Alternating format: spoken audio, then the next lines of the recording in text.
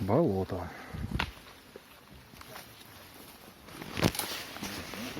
В плане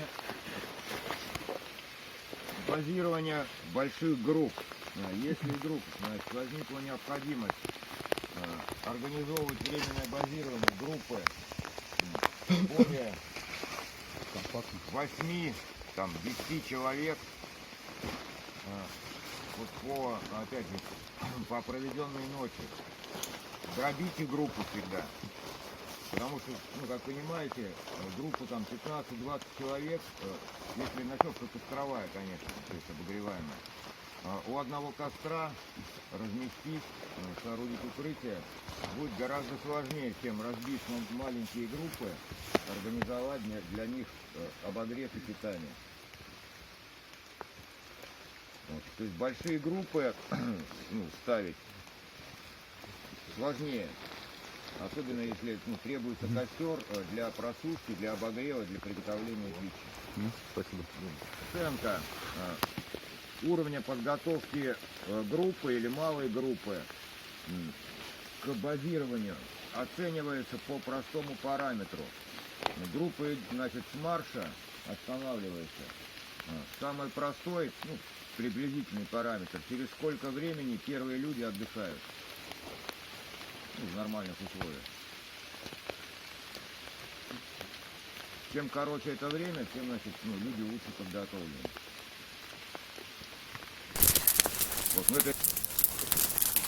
Время без 10-12. Укладываемся все спать. Наелись сгущенку.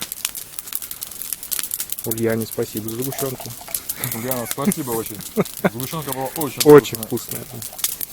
Ух, искорки как весело летят. Сейчас пойдем посмотрим, как остальные группы устроились. Все там какие-то крики. Такое ощущение, что они пронесли с собой что-то это. Запрещенные препараты используют. Да, продаем места. 1000 рублей в час. Нифига себе. Рубли американские. Вообще жесть. Что, 2 плащ-палатки Угу. натянули односкатным и края сделали как стены. Ну, у вас на двоих, да, получается? Нет, втроем спокойно можно лечь. Угу. 3 пенки лежит. И внизу настил из жердей, с задней стороны чуть приподнят, одно бревно поперек лежит. И сверху на жерди еще лапник накинул. Круто. А тут никого нет. А, народ пошел за дровами.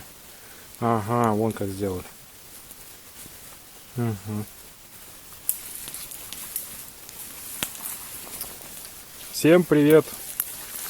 С вами видеоканал Зарисовки ночные, новгородские. Показывайте, что у вас получился. У нас получился хороший дворец. Угу. Дворец. Но в нем пока что нет настила. Угу. Но он сейчас появится. Ага, все понятно. Уже вот появляться начал. Уже почти появился. Да, а ты один что ли делаешь? Нет. Угу. Мне вот там материал заготавливаю. А, все понятно. Народ на лесозаготовках. Все понятно. Ладненько.